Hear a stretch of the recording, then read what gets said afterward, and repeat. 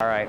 Hello, everyone. My name is Brett Harden. I'm with Bezier Games. I'm going to be presenting the release that we have for Essen, which is the Ted Alspach's Perpetual Motion Machine. So, how are you, Shelly? I'm good. How you doing? I'm doing good. Good. All right. So, essentially, what you have, I have no idea what you guys can see and what you can't see, so I'm going to hope you can see all of this. What this game is this game is a engine building machine. So if you like engine building games, this one's for you. It's very similar to things like Hansa Teutonica or Goa, where you're basically doing things, and as you do things, that makes you more efficient. Okay. The whole thing in this is going to be a deck of cards, which you're going to be playing with. If these look familiar to you, congratulations. And so what we're going to be doing is, what are you looking at? I like how you say don't interrupt people, but you're all about it. All about it. I never said I wasn't a hypocrite, right? All right, so what you do is you start off with a hand of 3 cards, okay? On your turn, what you're going to be able to do is you're going to be able to do one of 3 actions. The first action is you're going to be able to draw cards, okay? The next action is you're going to be able to play a hand, and the third action is you get to take cubes, and I'll get into that in a second. On your turn, you can only do one of those 3 actions. That's all you can do. And so you'll see here by the board, let me point this out while I also look. Yes. Better do this reversed. Okay. So how many cards can you draw? This is basically signified by these 2 columns right here. You'll notice at the beginning of the game, you actually are only able to draw 1 face-up card, but no face-down cards. As you put cubes on the board, they'll stay on the board, and then you get more efficient. The whole point of the game and what you're trying to do is get rid of all of your cubes. The first person to get rid of all their cubes wins. That's all it boils down to. The way that, how many does it play? It plays 2 to 4. Ted likes to say that it's really good with 4, it's great with 3, but it's perfect with 2. So yeah, so nice. It's definitely a 2-player aimed at game. So the 2 columns again are for drawing face up cards, face down cards.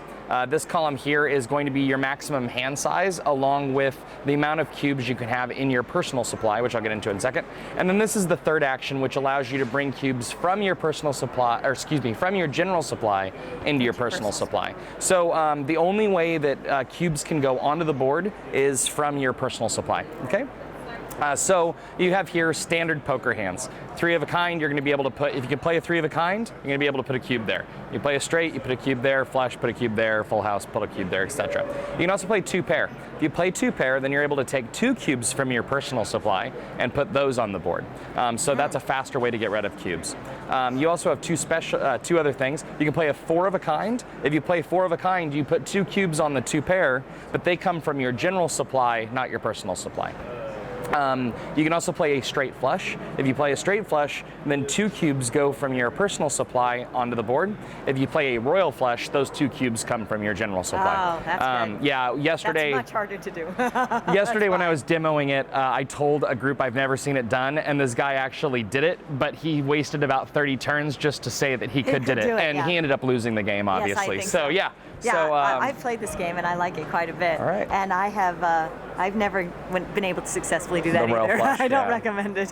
So that's pretty much the whole game, and I wanted to go real fast to save you guys time, so that's what I'm here for. This is so great. Well, I can tell you, it is a very fun game.